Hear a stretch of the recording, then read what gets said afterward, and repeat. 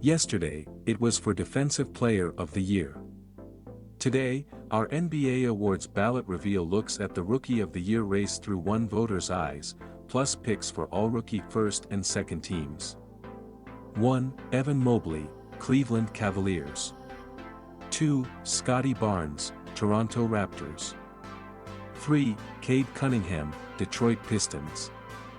It's long been said in NBA circles that, by the end of a player's first season, he's really not a rookie anymore. After 82 games, or thereabouts, and a complete cycle of training camp preseason regular season rookie wall, the new guys are ready to leave their donut-fetching days behind them. With Cleveland's Evan Mobley, though, it took maybe half a dozen games.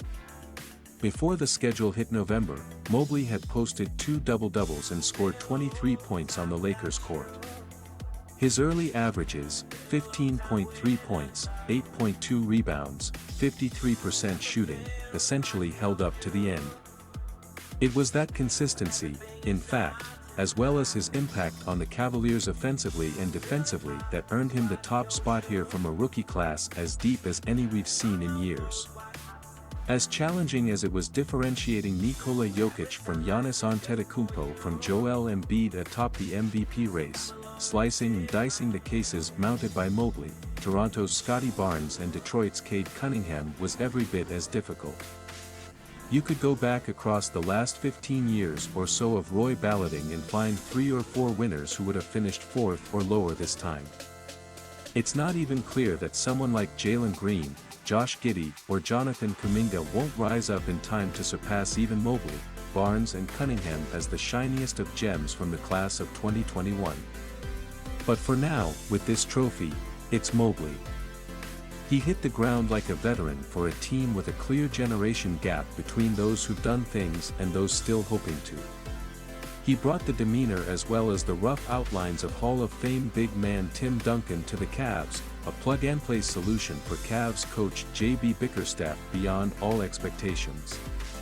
If he continues to progress and stays healthy, I truly believe he has Hall of Fame talent, Cleveland assistant coach Greg Buckner told The Ringer for a story this week on Mobley. And he has a Hall of Fame brain. A basketball mind. Most rookies, you try to keep it real simple and basic with M. But with him, he's just on another level.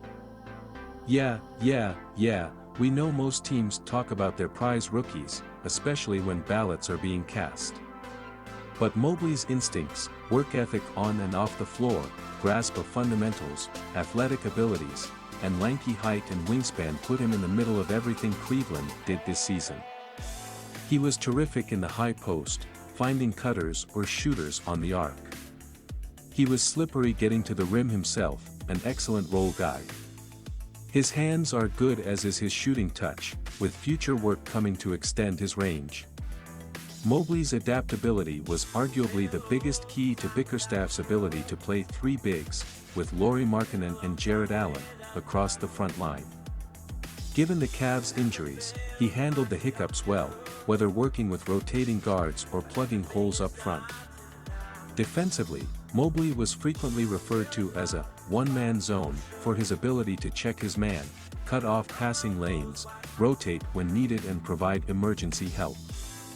As the number 3 pick overall after a year at USC, there wasn't anything to dislike, other than the 13 games he missed. The Cavs went 4-9. Guard Darius Garland, a most improved player candidate, raved about Mobley last month after an overtime victory against Denver.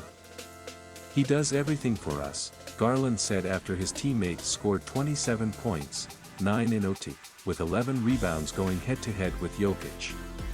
Defensive-wise, offensive-wise. He's a 7-foot unicorn. Barnes likely heard that word a few times this season, too.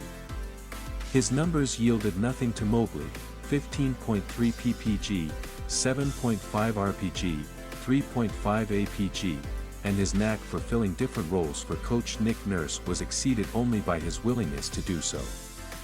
Considered a minor reach by casual fans at number 4 out of Florida State, the 6'9" wing might wind up topping his class in All-Star selections.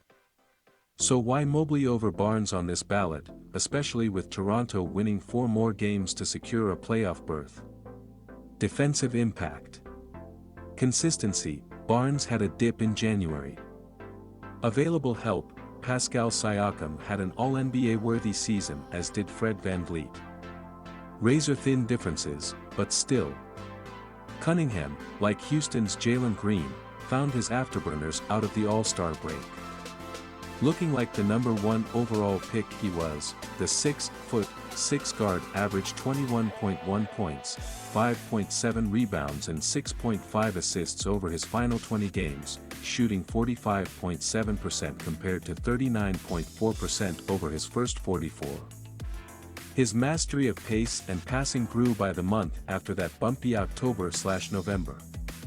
Obviously, he had the ball in his hands, 27.9% usage rate, more than Mobley, 20.7%, or Barnes, 19.2%. As for the Pistons' 23-59 record, it wasn't the lack of team improvement over last season. Cunningham only had a sliver of control over that, so much as it was playing a succession of games that meant nothing.